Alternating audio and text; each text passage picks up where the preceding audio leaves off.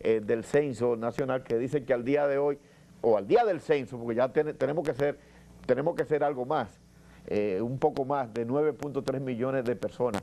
Somos 9.3 millones de personas a la fecha del censo de noviembre, y de esos 4.6 millones son mujeres y 4.7 millones son hombres. Es decir, somos nada más 100.000 hombres más que hay en la República Dominicana que mujeres, aunque al final ellas son las que mandan en sentido general. También los datos del censo plantea que específicamente somos 9.378.818 personas en la República Dominicana. Y también el censo da un dato que dice que en el país existen 3.097.857 unidades de viviendas.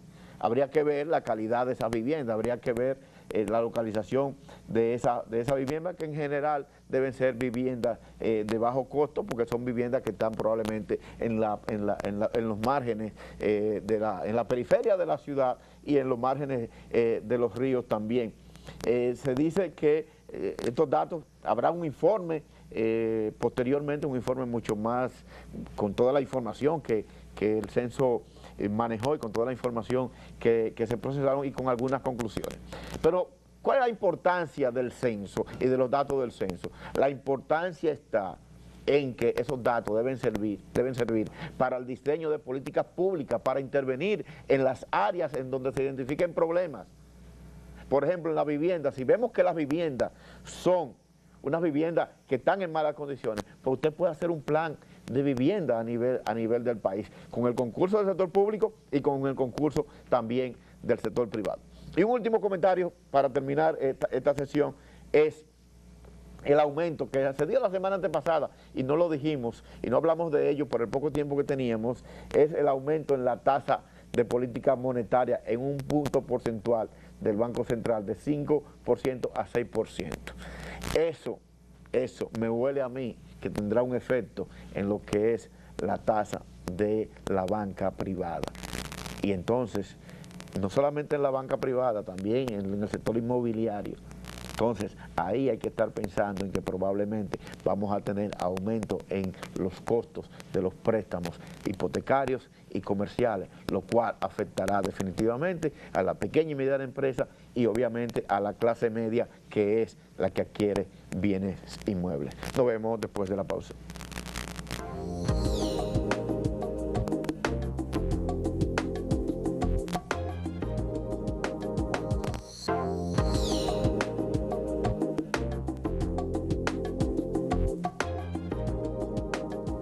Gracias por continuar con nosotros en Visión Empresarial, este programa de cada domingo. Y estamos en el debate de la semana.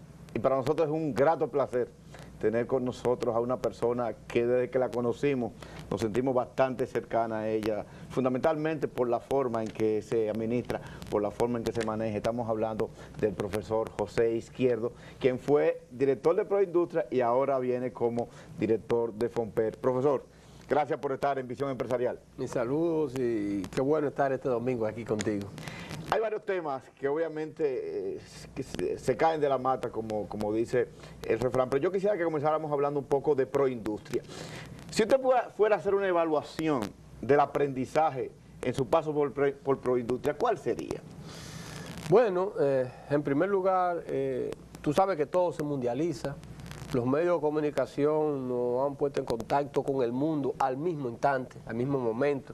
Hoy podemos saber solamente con encender el televisor o por algunos equipos, por la vía del internet. Hoy podemos saber qué está pasando ahora mismo en Libia, qué está pasando en Irak, en Afganistán, qué está pasando en Europa, qué está pasando en los Estados Unidos, porque el mundo está tan interconectado que podemos darnos cuenta al instante de qué ocurre. Ese mundo de la comunicación, nos vamos mundializando en la comunicación, pero eso mismo vamos también en todos los aspectos, en el aspecto cultural, en el aspecto económico nos mundializamos. Y el mejor ejemplo es que ya la República Dominicana es signatario de acuerdos de libre comercio entre Centroamérica, entre Norteamérica y Europa. Y esos acuerdos de libre comercio, lo que nos dicen Franklin es que antes, si tú producías grasas, por ejemplo, aceite o margarina, mantequilla, en la República Dominicana, tu patenta, lo que te daban, te autorizaba a vender en los 48.000 kilómetros cuadrados de la República Dominicana. Al interno del país. Al interno del país. Ahora, para tú vender en otros países, había una serie de trabas y de cosas que había que brincar, que había que saltar. Pero tú podías pasar de Santo Domingo a Santiago, de Santiago a Moca, sin ninguna dificultad. Lo que significa que ahora, al mundializarnos, y con estos acuerdos de libre comercio, tú como empresario ya puedes vender en Centroamérica, lo mismo que en Norteamérica, y puedes vender en Europa. Naturalmente, para tú hacer eso, ahí tienen que haber reglas, tienen que haber normas, ¿verdad? Sobre todo normas de calidad y otras normas. Pero ya tú no tienes solamente que pensar como empresario que tú tienes 48.000 kilómetros cuadrados donde va a negociar, sino que tú tienes prácticamente el mundo donde tú puedes negociar.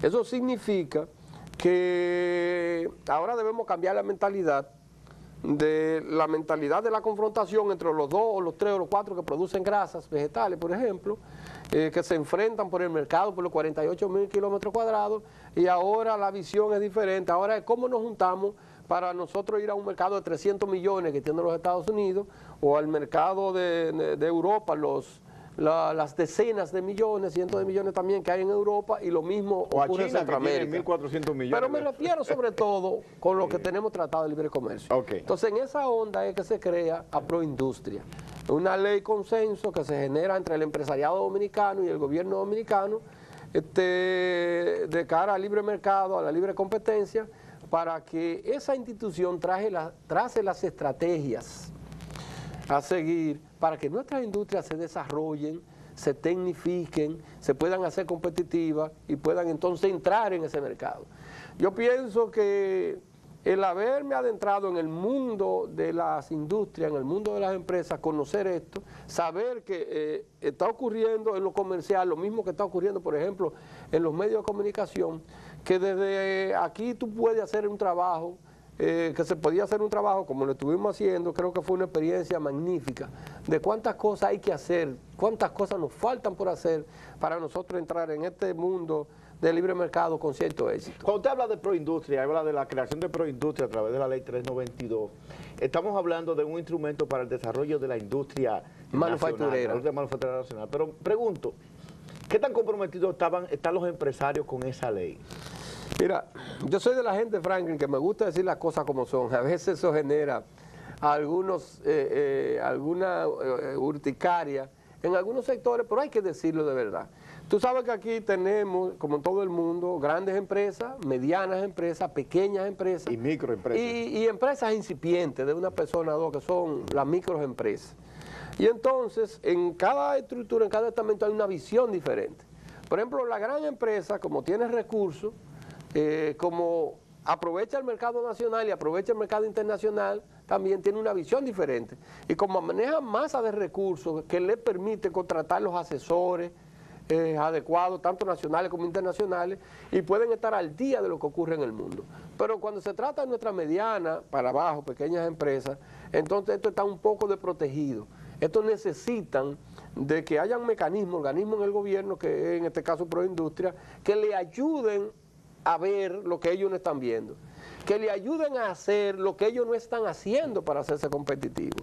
Desde ese punto de vista es que es importante Proindustria. Yo siento que el gran empresario, con la visión que tenemos de la confrontación y no de asociarnos para ir a ganar mercado, sino peleando en el mercado interno, los grandes empresarios no muestran el interés que se necesita para trazar políticas claras que vayan desde la micro hasta la gran empresa. Pero cuando estamos hablando de que, bueno, tal vez el empresariado y la industria nacional y las organizaciones industriales no están quizás tan comprometidas con esta ley, comprometidas con el desarrollo de su propia industria, pero es probable que esto sea un problema también de Estado, desde el punto de vista de que ellos entienden que si no hay recursos, si el Estado no pone recursos en Proindustria, entonces ellos no se implementarán acciones concretas que vayan en su favor. Yo creo que... ¿Puedo interpretar eso también? Mira, sí, puede ser, sí, ¿por qué no? Pero te voy a decir un asunto. Yo soy de los que creo que el dinero es lo último. El dinero es lo último. Para mí, si yo quiero comenzar una empresa, o sea, lo último es el dinero que yo debo tener. Yo lo que tengo que tener idea de lo que yo quiero. Y idea clara de lo que yo quiero. Tener un plan claro pensar en acciones claras, y el dinero o está en los bancos,